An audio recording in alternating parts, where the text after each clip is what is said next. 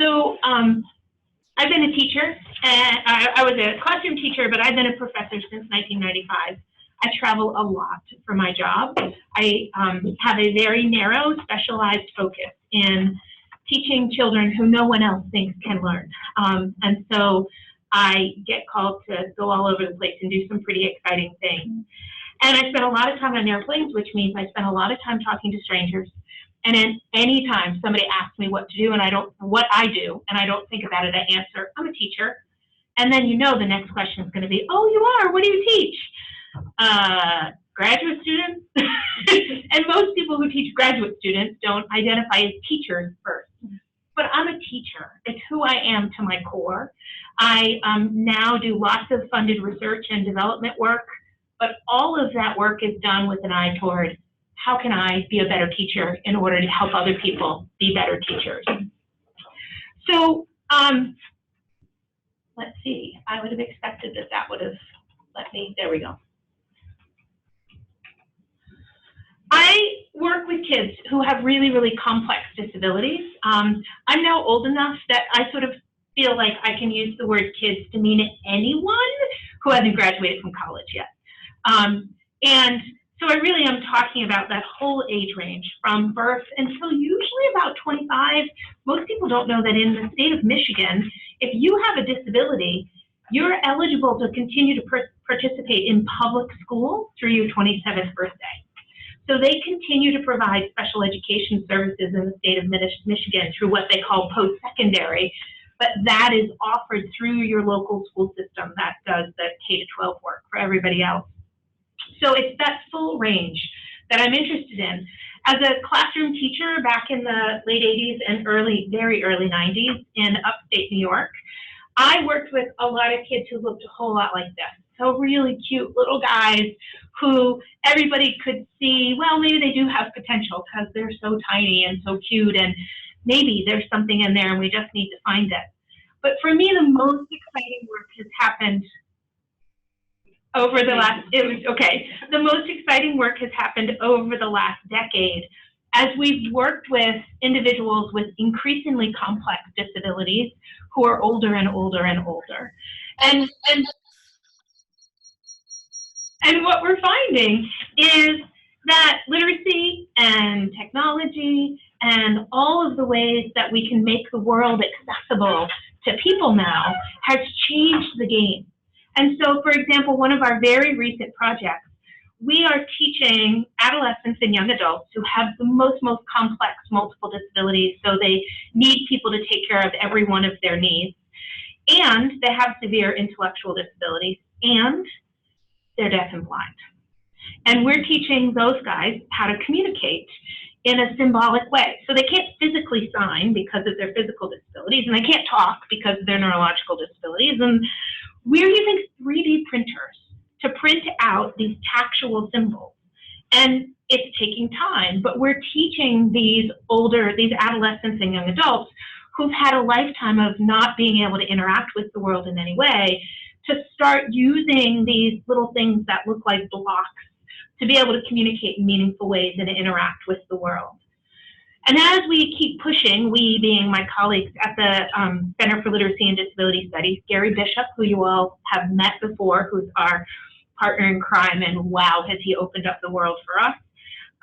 As we continue to push the limits of who are these populations and what are we doing, it also helps us understand everybody that much better. So we have always been excited about technology and what technology brings for this group of kids. But it's also really important to recognize the barriers that it creates and how different technology is if you're a kid with severe disabilities. So for example, this little guy is sitting in a wheelchair that he can drive with his knees, right? He has in front of him, that is a communication system, probably about $10,000. It reads his pupils, so it's an eye gaze machine, and it's looking for where his eyes are converging on the screen, and then he dwells, or he continues to look in one spot long enough in order to have it say the message that he selected on the screen. So if you could see the screen, it's a grid with little pictures, and each picture represents a word. But a imagine this kid's way that he interacts with the world. It's everything he does, he's got this screen in front of his face. And how much that actually limits his access to lots of information in the world. So we finally are at a place where we can start thinking about the ways that technologies are available and accessible to an increasingly complex group of children, but we also have to think about, what does it do for them? What happens when you're a 4-year-old who now is hearing lots of language, who can see anything that happens in the periphery and can see anything that happens up here? But he has no ability to see anything that's happening on the ground around him or from this height in front, because there's this big, huge screen that's mounted in front of his face all the time in order to give him a way to communicate. So there's this give and take, and we have to be aware of those things as we're trying to make some of these decisions. We look at, these are twins. Mom is very excited, got this new iPad, using it to interact with her son who has pretty significant multiple disabilities. But look at what's happening. The boy who has the most significant multiple disabilities isn't even looking at what's in front of them. He's looking off to the side. It's the kid without disability whose the world is available to him all the time. He's the one who's trained on the device. And this wasn't just some accidental snapshot. Like, you look at this and it's over and over and over again, that the boy who mom is trying so desperately to support through the technology isn't really getting the kind of access that we would imagine. And having his twin brother as the contrast is such a really important way for us to be thinking. So we have technology that allows us to give kids access to information, to help us teach them how to read and write and communicate. But we have to be super thoughtful about that. What is the impact of that technology, not just in terms of the opportunity, but in terms of the barriers that it creates? That this little guy might actually do better with a very different kind of presentation of information that doesn't make him divert his gaze, but actually gets his gaze. Just yesterday, I got I'm on several Facebook support groups, and I got a message from a mom who has an adolescent daughter who's just started to have massive seizures. Computer screens, all electronics, can actually induce seizures in people. And at school, it's a one-on-one laptop school system. And so all the kids are working on technology all day long. Okay? Then add to that all of the required testing, she's a 4th grader, that she's going to have to take this spring is now all delivered online. And the doctors have said, you need to completely eliminate all screen time from this kid's life.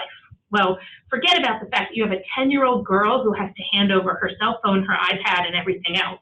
Now you also have a kid whose whole school is wired for learning that's technology-based, and it's making her sick in order to do that. So we problem solved a little bit. You know what? There's a pretty simple solution that will allow her to have some access to at least the literacy learning and information that her peers are doing online, and that's to do just what this is. So take it off of the computer screen and project it up with an old-fashioned light-based projector, and this is not going to induce the seizures. You would notice a huge difference if you're in classrooms where they had LCD projectors in the front of the room in order for you to, follow along in a 3-hour lecture versus one with a projector. This is going to be less strain to your eyes, but it really importantly for this girl, it's not going to induce the seizures that she's going to get if she's looking here. So an LCD projector would? That a projector, an old-fashioned light bulb projector, you're good to go.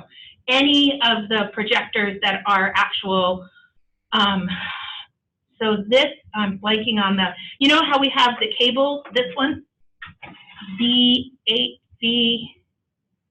minute you plug into that kind of the old-fashioned I can't remember the it doesn't say on here. The minute you plug into one of those, it changes the flash rate, and it's not, so you have to know what's the problem with the kid, right? That's my issue, right? So for her, there is this opportunity to get and old-fashioned, not the ones that you can get to through an HDMI, but the ones that you can connect to through here. And it's going to change that refresh rate to a level that now she's going to be able to tolerate it. And so now they have a potential option for her to be able to do things like just keep up in school, where all of their books, everything they do is all delivered digitally. And we all think that this is awesome for kids with disabilities, that we can have, the world is available now in a digital context. So you know what, there's a whole bunch of kids who actually it makes them divert their attention. It's hard for them to visually attend. And then there's a whole group of kids who might be very interested in attending, but it actually makes them sick. It makes them have seizures to be able to look at that sort of electronic presentation of data. We also find that these kids who have severe disabilities that have access to technology, there's always an adult attached to them. There's just always an adult attached to them. And imagine when you were 12 years old and in middle school, if every single thing you did all day long, you had some middle-aged person attached to you all day, every day. It's more of an issue for all of the boys that we know because they never have male caregivers with them at school. So you have, you know, somebody who's oftentimes older than your old mom is, who's just doesn't know anything about your reality, who's the person who's now interpreting, translating, and deciding what you should have access to and not have access to. Right? So you end up with a teenage girl who is really excited because she finally has figured out a way to get into her photos, but somebody else decided what photos she should have in there. Right? Well, y'all just have to look at your own photos to know the ones that you're interested in are probably not the same ones that the rest of the world wants to go back and look at. We keep going and we look at, again, here we have two teenage boys, both of them have intellectual disabilities. They're in a setting where they get to have their own tablet all day, every day, and there is always an adult mediating their interaction. Down the road at the elementary school, there's no adult there. These are kids huddled around, looking at things together, figuring out, engaging in problem solving, getting that aha moment that kids need to have. But when they have significant disabilities, they don't get that same opportunity. In states like North Carolina, the kids that I'm interested in with the most significant disabilities are almost always educated exclusively in separate settings. They spend no time in their school day with peers without disabilities. Now, before I became a professor at UNC, I was up at the University of New Hampshire. The University of New Hampshire, in that state at that time, there were no special ed classrooms. All children went to the school that they would go to if they didn't have a disability, and they were in grade level classrooms that they would be in based on how old they were. And as a professor at the university, I trained teachers who were getting dually certified in both general ed and special ed from the beginning. And so while when it's only kids with disabilities, there's always an adult in the middle, if there's a mixed group where most of the kids don't have disabilities and one or two do, suddenly those kids start supporting and learning from each other. And so we have this bias that somehow adults help, but if you look at the way kids use technology to access the world, to become readers and writers today, for every 1 minute they're spending with adults, they're spending 20, 30, 60, 120 on their own, engaged in literacy, engaged in communication, engaged in learning about the world without an adult constantly mediating it. And we have to be really thoughtful about that and continue to develop ways that we can help kids have more independent access and more of that socially mediated access with their peers. How can we take advantage of? But you look at whatever today's du jour version of Snapchat and before that and before that and before that, none of those tools are accessible. They all require you to have good manual dexterity. They require you to be able to see. They require you to be able to engage with little tiny buttons. And that is so much of the social interaction that kids without disabilities have as they're learning about the world. and kids with more severe disabilities just don't get access to that. As we think about the kind of content that kids with disabilities have physical access to, so here's a little boy who physically, he can't use his fingers to point, he has to use his whole fist, and he reaches out and touches the screen, and so he really can only accurately access two sides of the screen. And so it's dramatically changed the kind of content that he has available to him. So really, every time he goes to learn, he's taken a test. It's just a test all day, every day. Touch the red one, touch the green one, touch the big one, touch the little one, touch Elmo, touch Bert. Like everything he does is the computer giving him a direction and him responding in this binary way. Okay? And if he gets it right, usually something happens. If he gets it wrong, he hears and then he goes on to the next one. Well, imagine what learning would feel like if every single event was actually a quiz or a test instead of an opportunity to explore and figure it out. And when we think about technology and we think about the ways that we engage with the world, you know, like in my house, it's, well, let's go ask the Googler. I don't know, let's go ask the Googler. Like we are just consumers of information all day, every day. And if every time, I mean, I don't know, I'll get on and if it's a website that's asking me too many questions before it lets me in, I leave. I don't want to stay and answer your 5 questions before I get to what I want. And for many of our kids with more complex disabilities, their entire day is a test. And they don't have the option to leave. He doesn't have the ability to say, I don't want to be here, I want to go somewhere else and do something else. There's also a ton that we figured out about these differences in the ways that we've helped kids with disabilities learn how to interact with and use the technology in order to learn about the world. This is not somebody that I know, but she looks just like somebody I do know, who would constantly say to me, just leave me alone, Karen, I'm doing my work. Just leave me alone, I'm doing my work. And this is what she looks like. Well, if you have a young adolescent who's this engaged, right, like they're just looking at that screen and their hands are going and they're typing away, you would assume there's something happening here. All that was happening here was that she was copying text from everywhere she could find. She didn't understand that text. She was just copying, so it looked like she was doing what everybody around her was doing.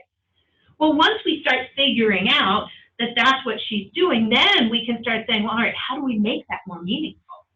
And so one of the things that we did that was pretty simple is we just turned on in Google Docs the option to have it read back as you're typing, so that in the very least, as she's typing words, copying words that she's seeing around the room, once she's typed it, she then hears what it is, right? So that we're giving her some feedback to begin not just engaged in, for her meaningful, but in terms of long-term learning, not particularly meaningful tasks.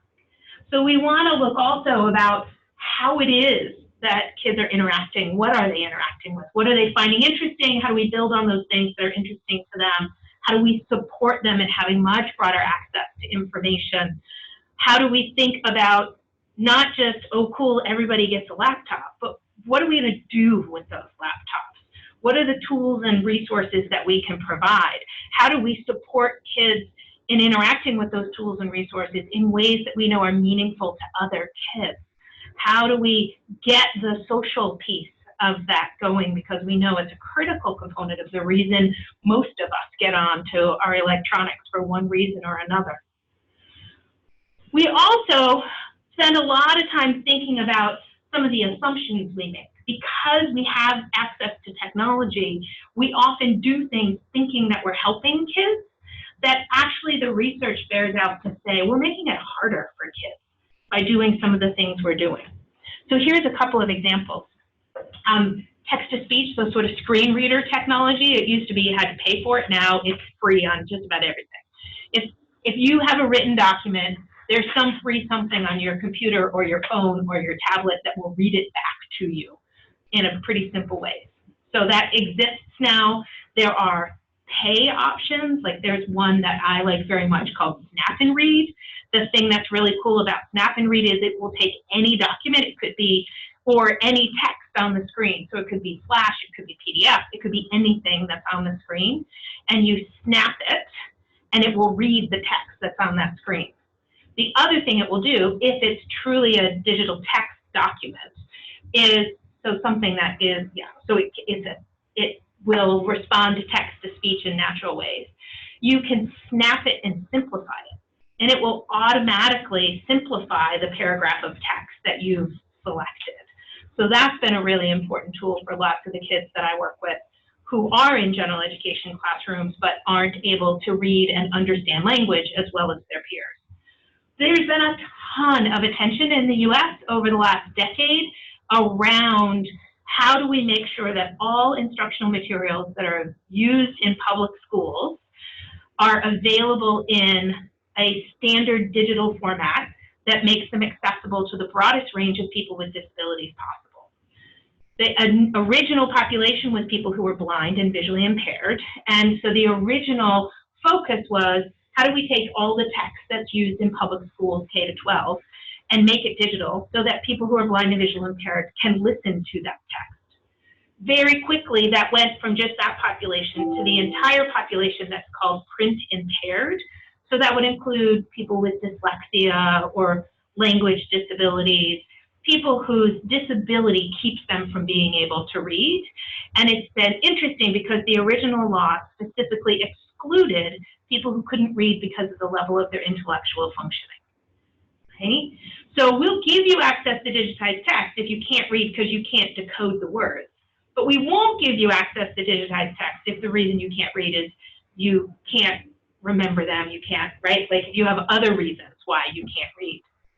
There actually is a standard, the National Instructional Materials Accessibility Standards, and any digital text or any text that is purchased with public funding now is increasing requirements that those texts have a digital version that is available following this NIMIS structure.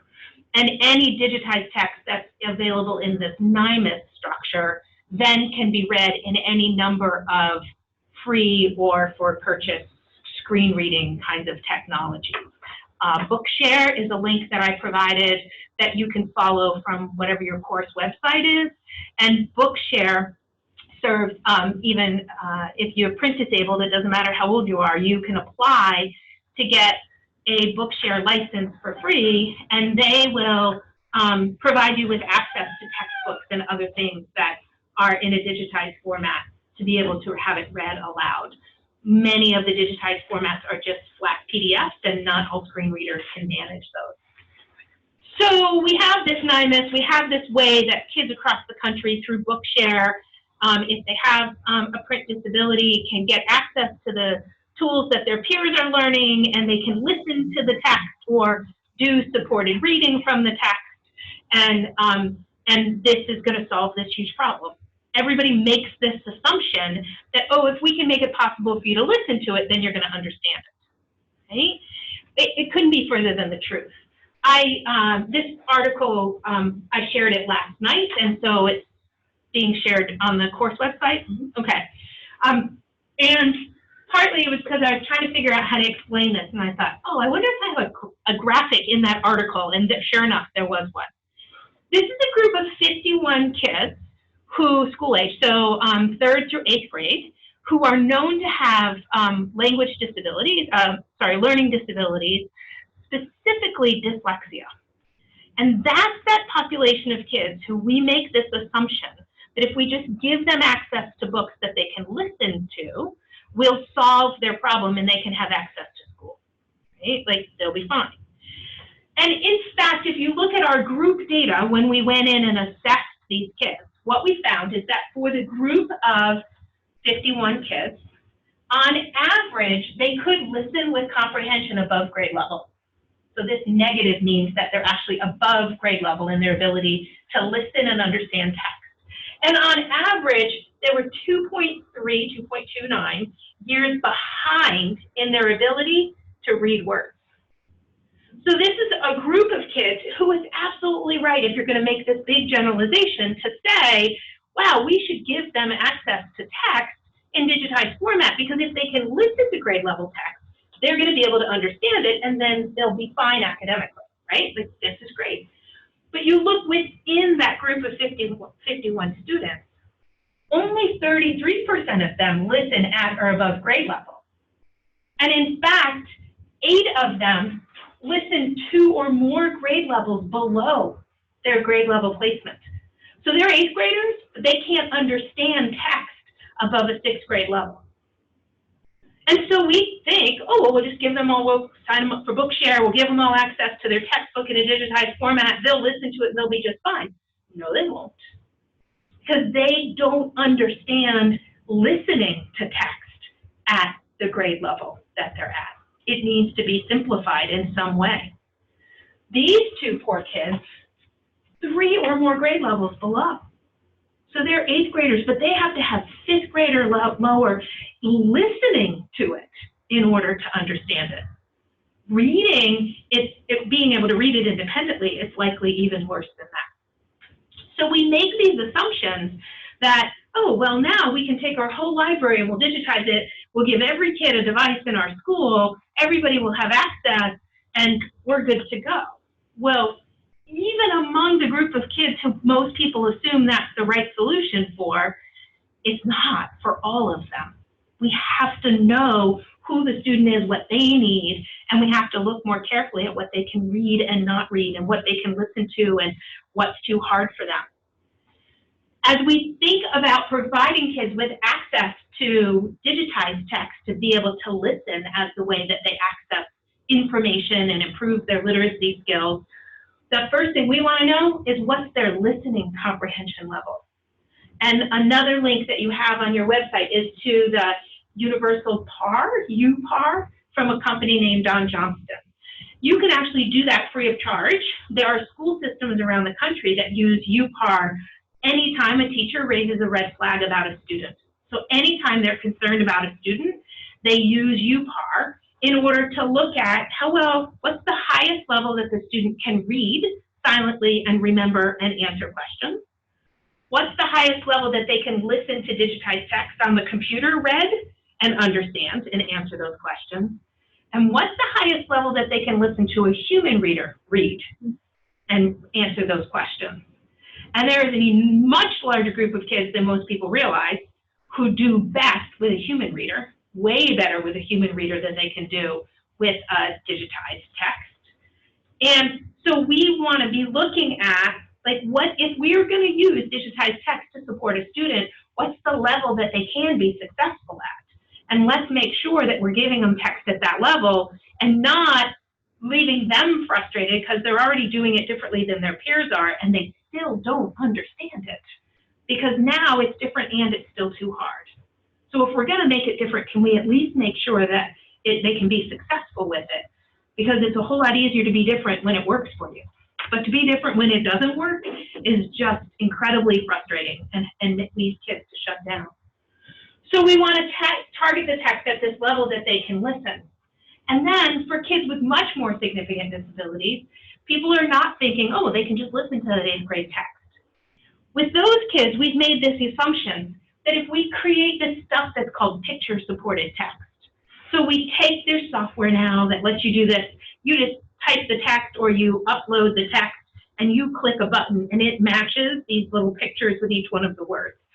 Baltimore Public Schools did this with their entire elementary school library, posted all of them up online after spending, you can imagine the effort that it took, number one, to get all of those texts created into a format that then you could upload them and add all these picture symbols to. Well, number one, it was a huge copyright violation, so it got taken down pretty quickly after it went up. This does qualify as the individual adaptation that you can make for individual kids. And so typically when we used to think this was a good idea, we would suggest to schools that they would create this and put it on a CD and put the CD in the back of the book in the same kind of pocket you use to put your library card in, right? Like, let's just put it in there. So the adaptation lives with the book and isn't online for anybody in the country to get, which was really where Baltimore public schools went wrong. But here's where else we went wrong. We now have 4 decades of research that says when we do this, it makes it harder for kids to learn how to read. It makes it harder. Well, the reason we're doing this is to help kids who need help learning how to read, right? And so then people say, well, I'm not really doing it to help them learn how to read. I just want them to be able to access the information. And having those pictures helps the kids access the information, right? In fact, it doesn't even do that. So here's an example, right? This, I will give you a big hint if you're in my age category. This is a line from a children's book. Don't cheat. Because if you go to the next slide, you're cheating. But look at this and see if we'll go ahead, work with people around you. Submit a note if you're online and you think you can figure out what this says. It is a sentence from a children's book. C. C? Is that what you think that word is? Okay. C. Indiana Jones. Indiana Jones. C. Indiana Jones. I. Your syntax is kind of falling apart here. C. Indiana Jones. I. 130.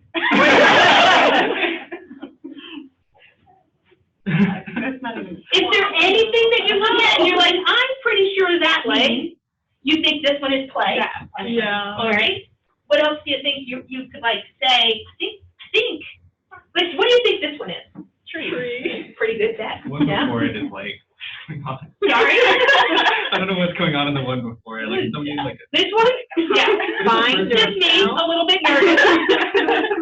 Hide. Right? These picture symbols are super common. They're used all over the place with kids with developmental disabilities, particularly when they can't use speech to meet all of their communication needs.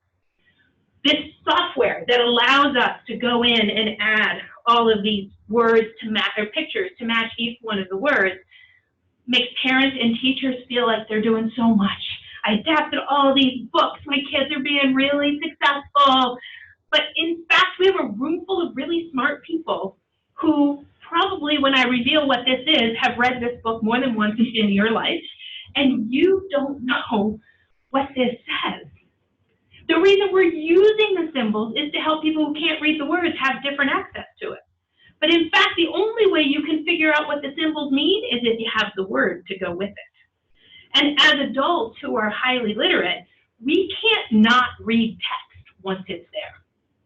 We can't not pay attention to words. It's how billboards work, right? If you actually stopped and pay attention to the words that were on the billboard, we would have a huge problem on our highways. But as adults who are highly literate, as soon as you've seen text, you've read the text. And so when adults see that, Wait, what? right? And then they can go, oh, all right, I get why that's after. C comes after B. No. Right? Dead serious, this is happening in schools. The highest selling literacy, I use that in quotes, curriculum for kids with developmental disabilities across our country ships like this, week after week after week, to tens of thousands of classrooms across our country. And then we wonder why the kids aren't learning how to read the words.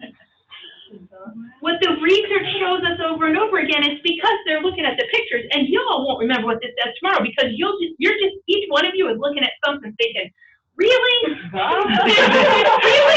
Yeah. Like, no, that's not that's play. On my VCR, right?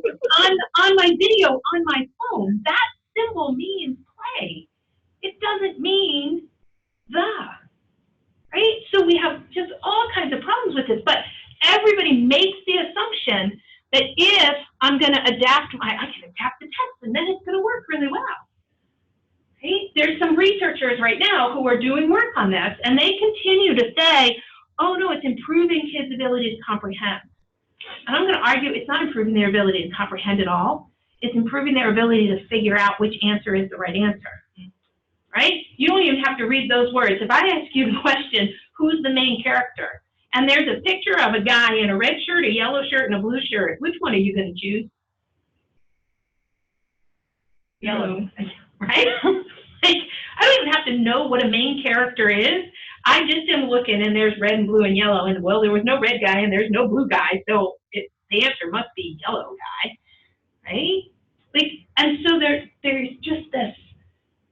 If we're going to think about, we have all this amazing technology, we have all of these ways that we can make the world accessible, and we're not being smart enough about it. We're making assumptions that actually get in the way of kids being able to learn, instead of recognizing that, you know what we could do instead of, this is from a chapter in Hatchet, and the way people are making Hatchet accessible to kids with more significant developmental disabilities is by doing this.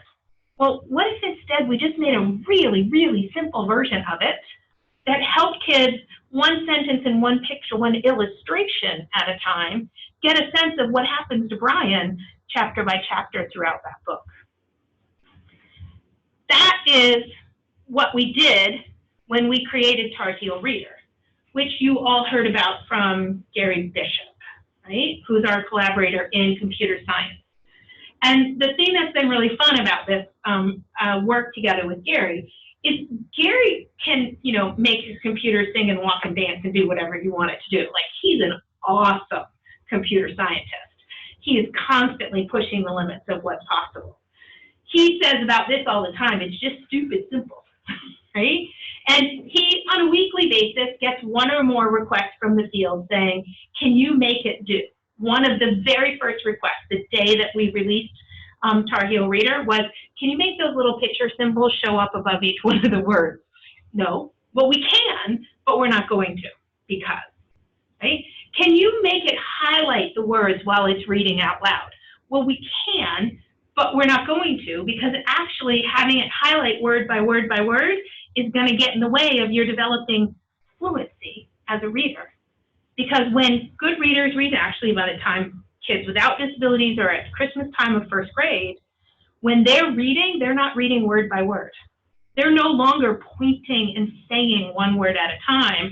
Their eyes are actually making the same kind of saccadic movements that our eyes make, taking in more than one word at a time in order to use the surrounding context to help confirm what it is that they're doing as they're identifying words one at a time.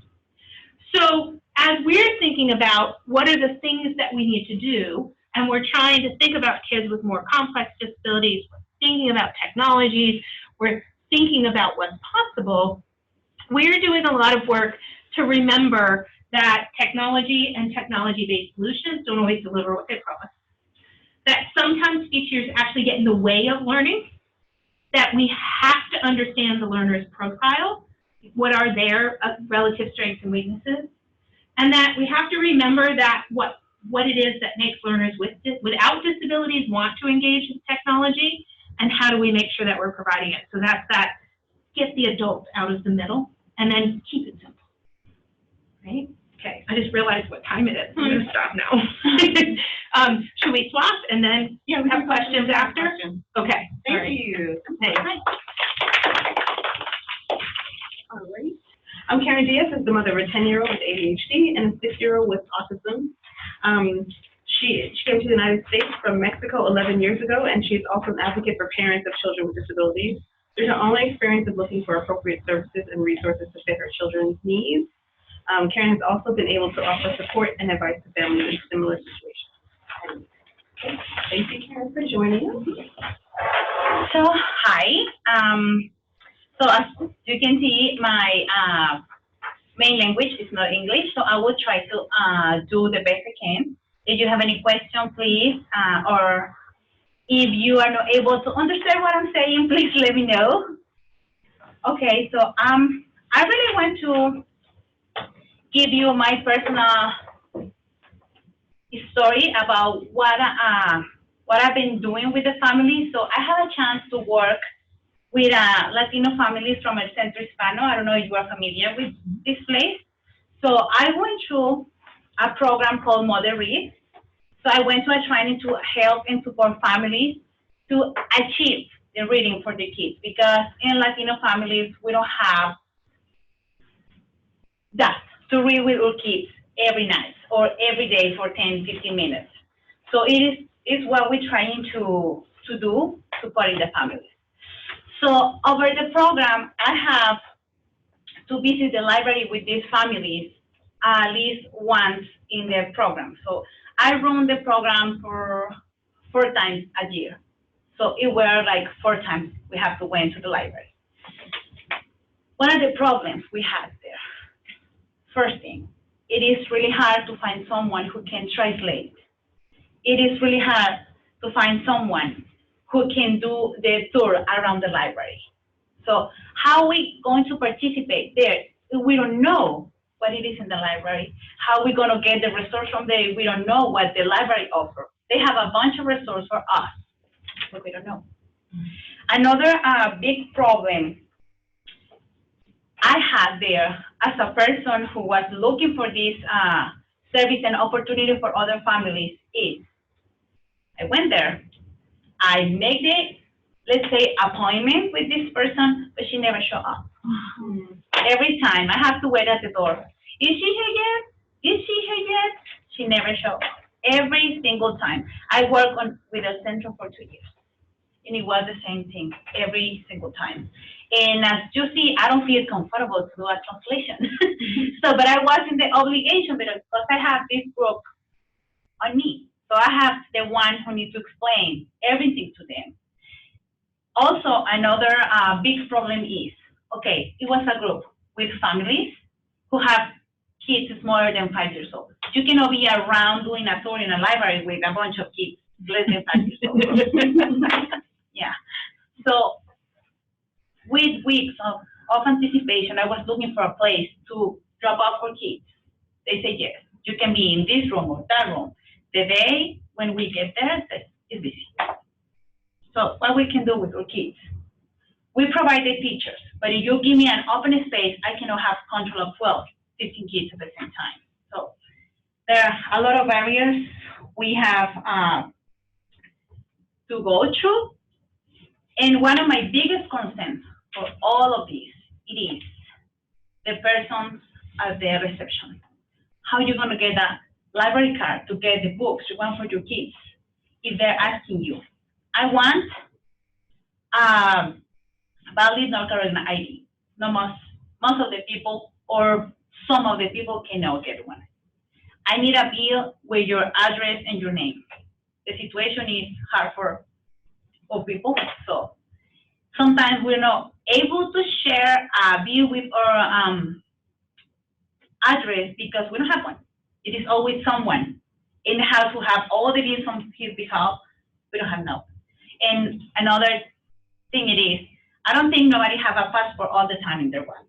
It doesn't make sense. So it's like, no, we cannot give you that. So why are you coming to me and tell me, use the resource, especially the ones in Spanish version, but how am I gonna get access to them if you don't give me a card? I'm gonna be here if I don't have a card. So there is a lot of problem we have to face to get the resource at the library. And in the other hand, I want to talk to you as a mother of my kids with disabilities. So as Amelia told you, I have a 6-year-old, he has autism, and I have a 10-year-old ADHD. So how you can work with your 10-year-old who needs to do a project or have touring, but you have another kid who cannot be allowed in the library. What I'm talking about, I've been asking to leave the library because my kid is too loud.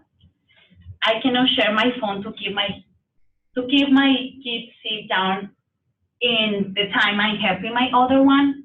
So it's like with the tour he has, can you drop off Jonathan at the door? I'm gonna wait here for you. Can you pick up Jonathan at the door because I cannot get in? So it's really a problem when they send you the security person to put you out of the library. It's like, what in the world?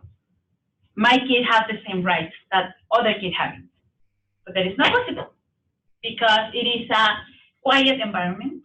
But I think we should do something to be open, to welcome all these families. Honestly, I don't go to the library.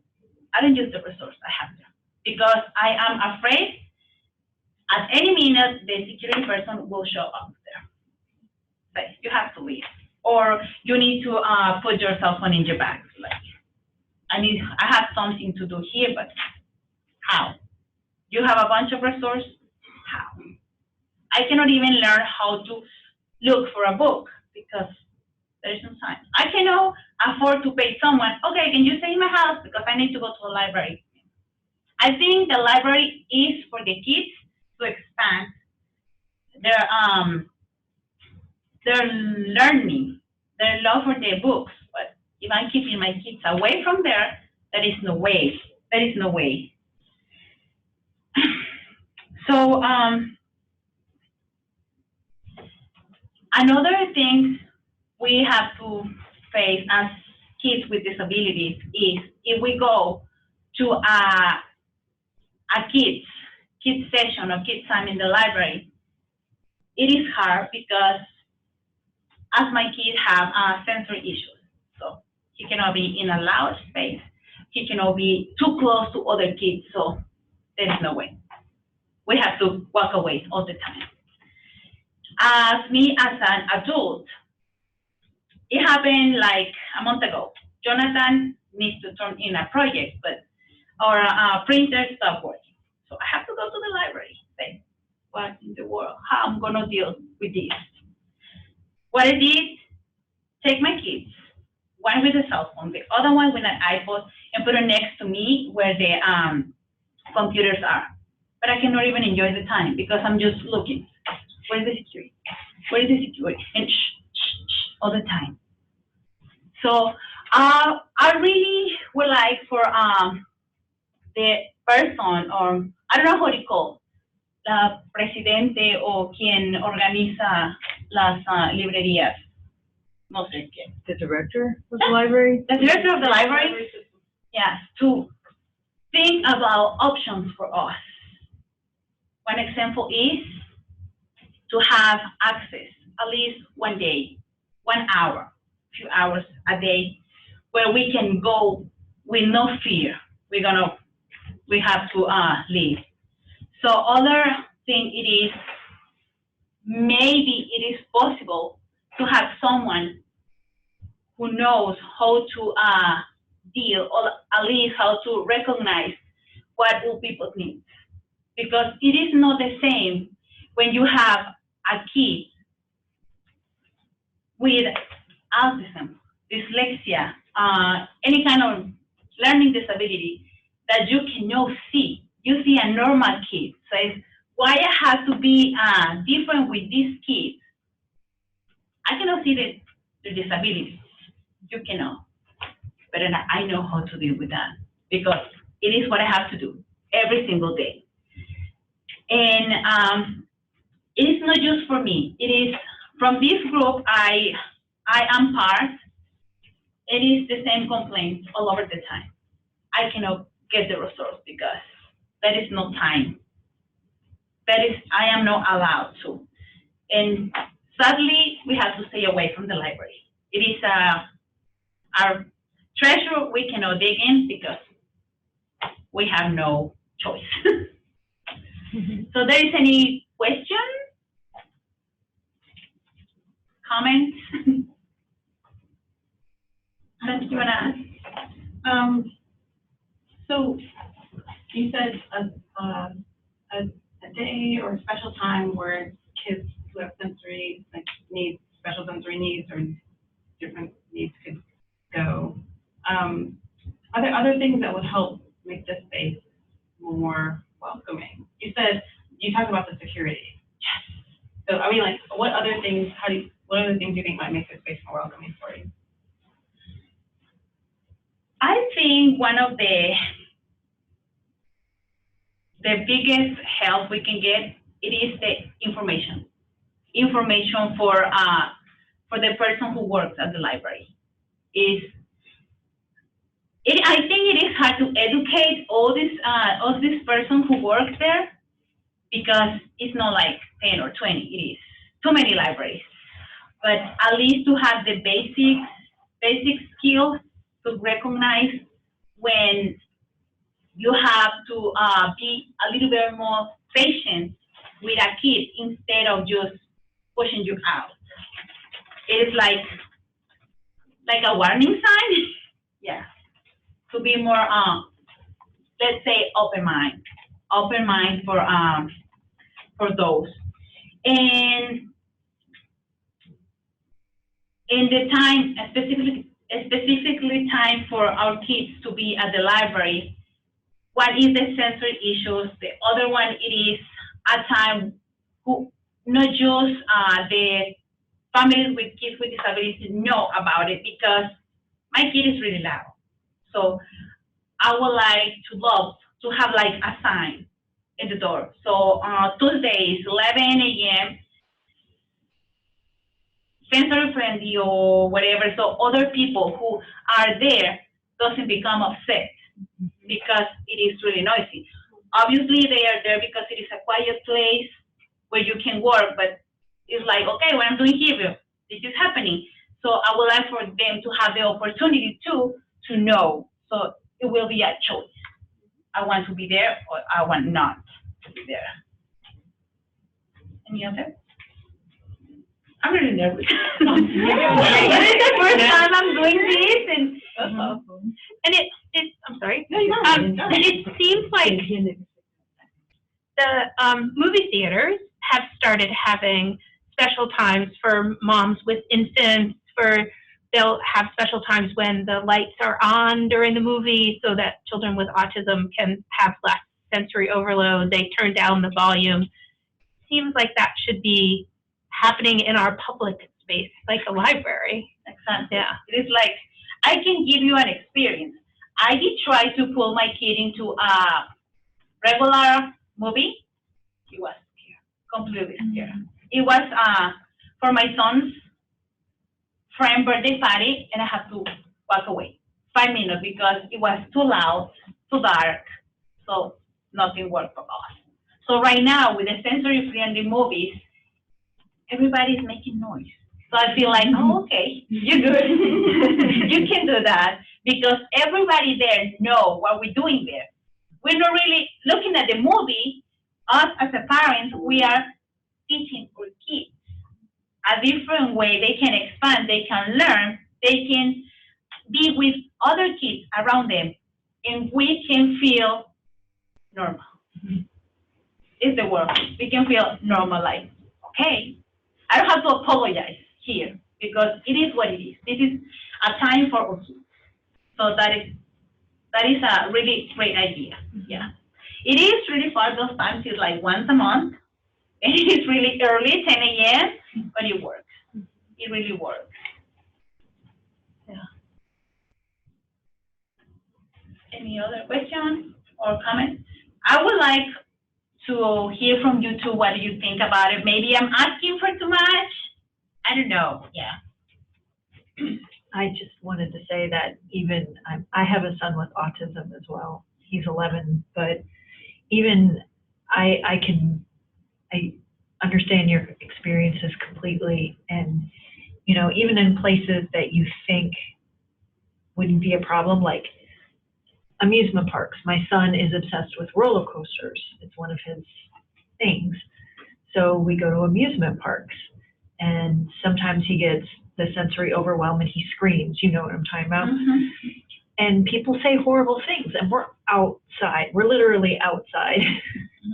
But because, you know, he's reached a certain age where I guess kids aren't supposed to scream anymore.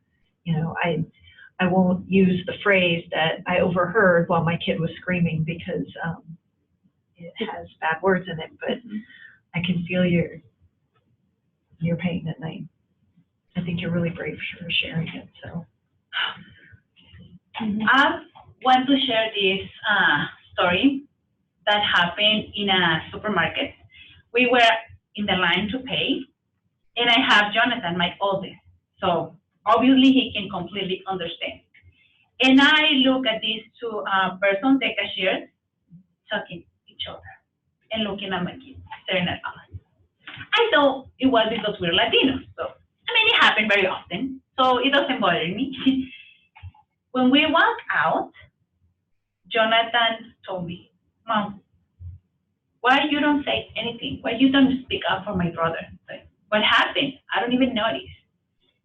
They say my brother, it is bad. He break my hair. I don't hear. My 6-year-old doesn't listen to them. He was doing other things, but it is his brother. Yeah, it is his brother, the one who has to pay the price. So it is like, okay, this is a supermarket. It is noise all over the place. What is wrong with you? I did file a complaint. Good for you. Yes. Yeah. Maybe my language is no the way it should be, because I can learn more and more, but I'm not quiet. If I have to speak up, I will do it the way I can. That's why I'm here. Like, okay, I'm going to try to do it, but okay. Be patient. This is the first time I'm really talking with students, with professionals about my case. What we've been doing these past few years. So I have a question. Yes. If you could get, do you want to sit? I feel like. Yes. Yeah. I can fix it. Yeah. Yeah. You sit there and I'll just move there. Okay.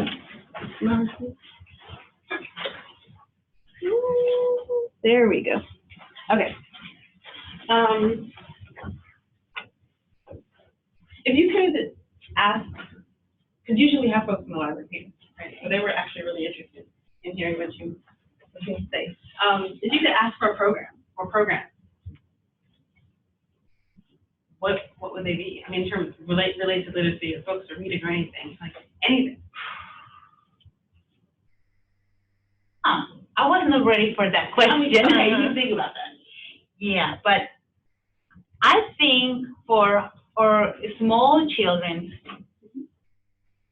it will be really helpful to expand the section where the puzzles are and add more literatura. No puedo decir la palabra. Literature? Yes. Yeah, because that's a really nice way for kids, like my kid, can learn and expand his language and ability to communicate with other kids, but they're not enough. It's like 14, 15 puzzles in each library, so that's not enough. Also, I would like for them to have like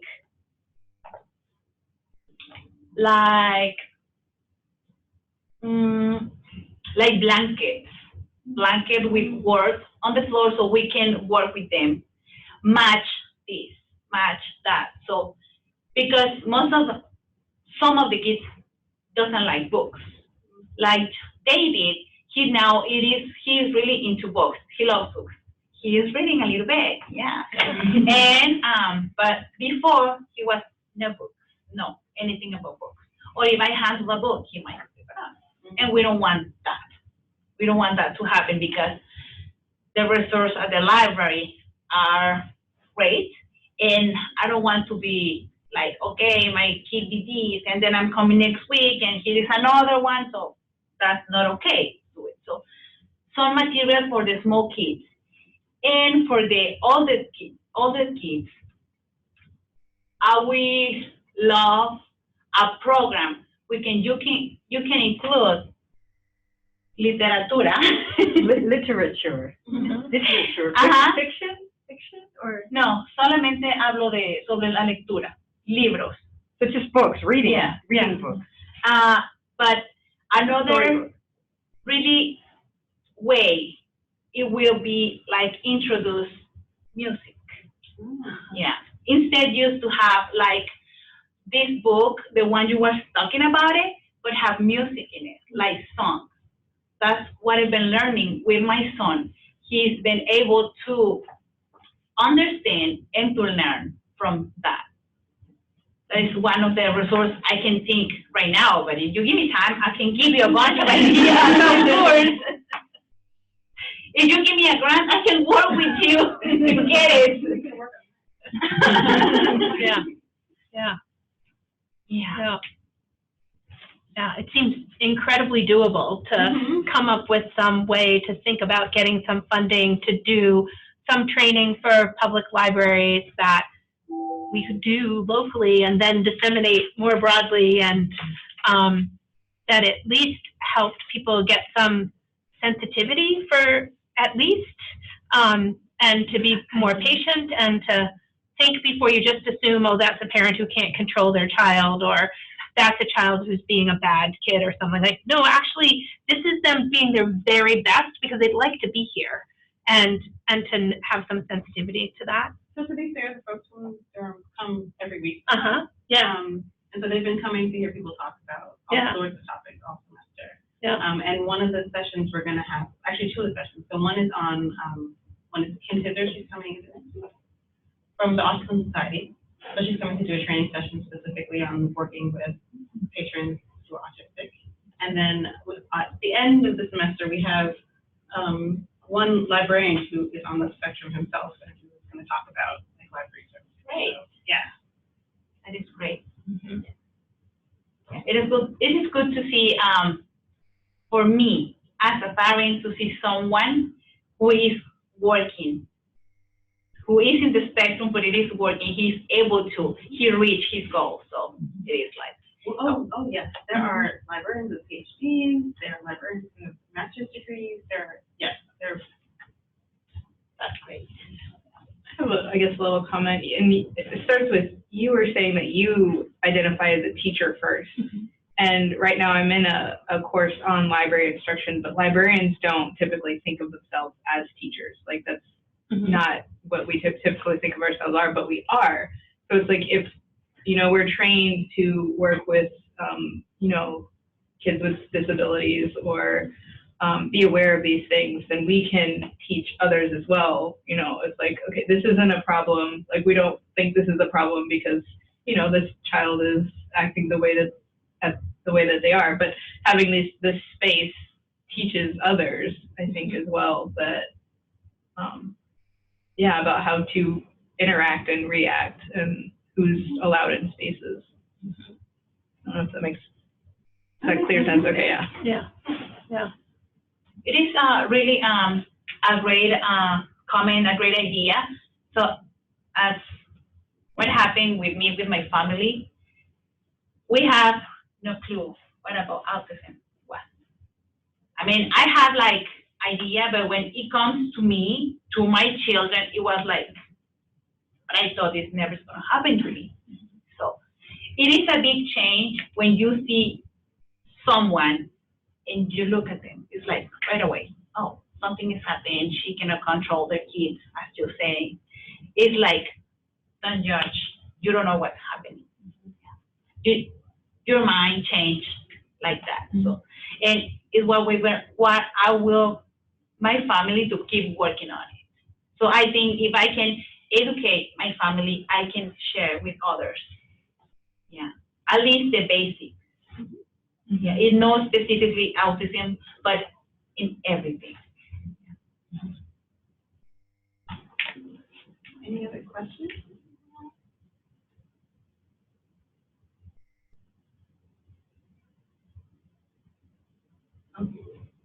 For Karen, for either Karen.